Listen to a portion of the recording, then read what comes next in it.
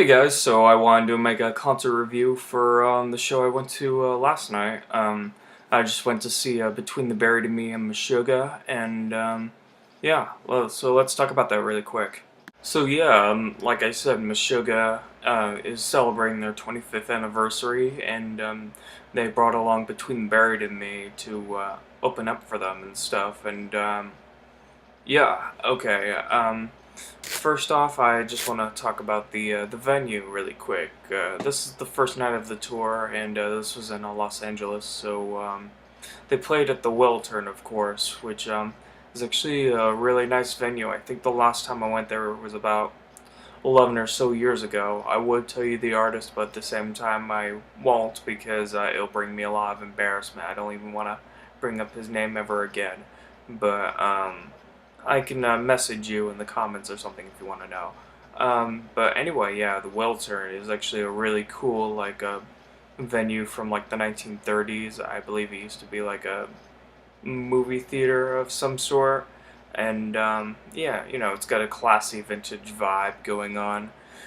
It's a bit hazy when you get inside because of all the smoke and stuff, but it's not too bad. I mean, the theater itself is very, very nice looking.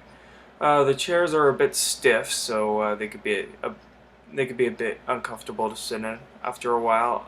I personally sat up in the balcony personally, while there were tons of people like breaking loose down at the pit below.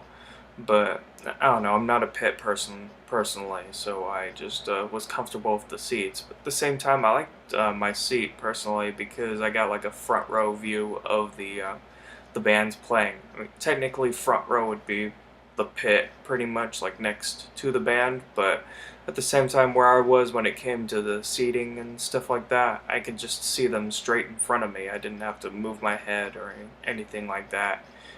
They're just straight in front of me right there, which is really, really cool. So I'm glad I got that seat. All in all, I think this is just a really cool venue. I really, really like it. It's definitely very organized, very classy. It's just, yeah, I think it's one of the better venues I've ever seen shows at.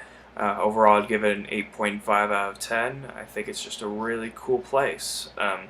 This definitely beats a lot of the other venues I've been to by a long shot. This is definitely like one of the classiest ones I've been to, so that's really cool.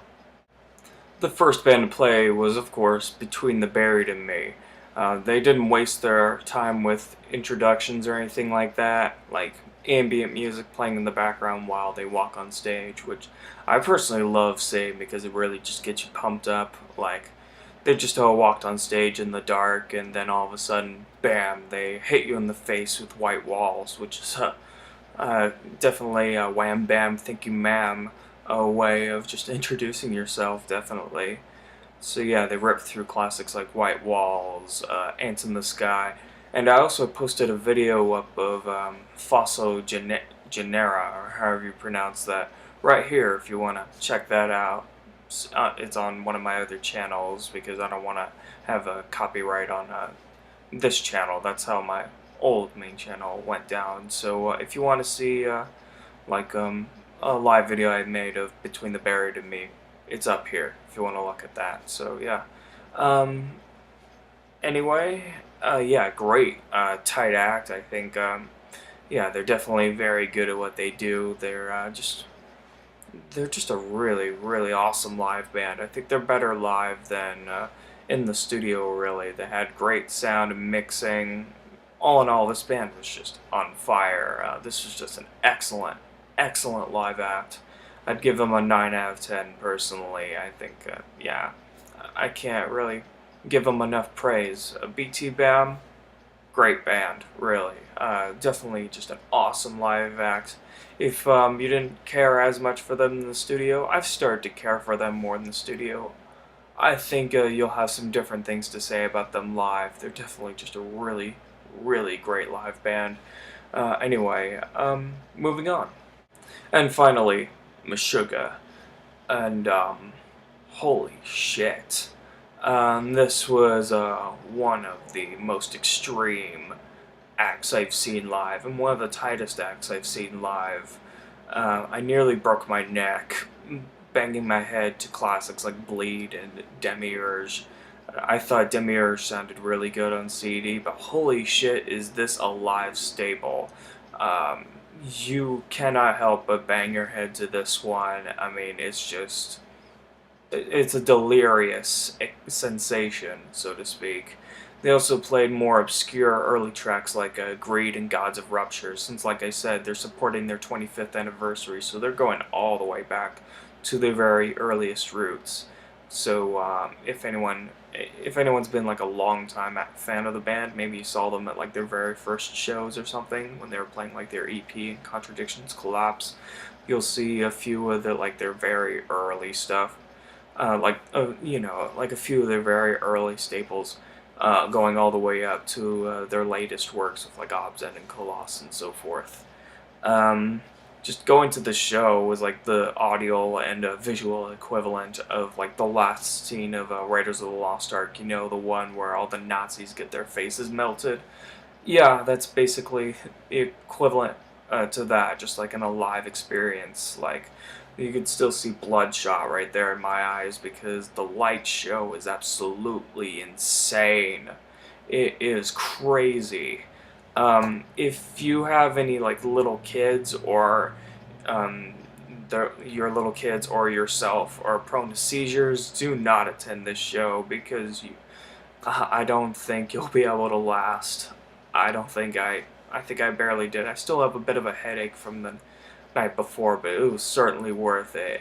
If you can handle that, then definitely see this band because, yeah, this is just one of the best metal acts I've ever seen.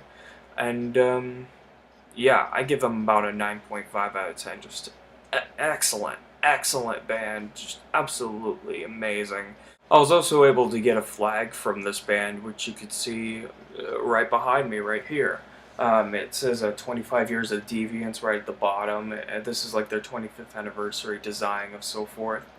And the artwork itself, like reverting back to the Indiana Jones comment I made, actually, like when you ride the Indiana Jones ride, that looks like the sci-fi version of what you see when you go through those doors and stuff.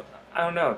The design definitely just looks familiar in that regard, and it's just very cool. It looks like something that the late H.R. Geiger would have designed, which I really love. And lucky me, this was actually the last one that they sold. It was literally like the example to show that, oh, we have these. Yeah, I guess there were no more left, and they literally just gave me the example that they show that they have them. It was literally the last one. I think a few people asked if they can purchase it off me for like $5 more than what it was. It was actually really cheap. It was one of the cheapest things there.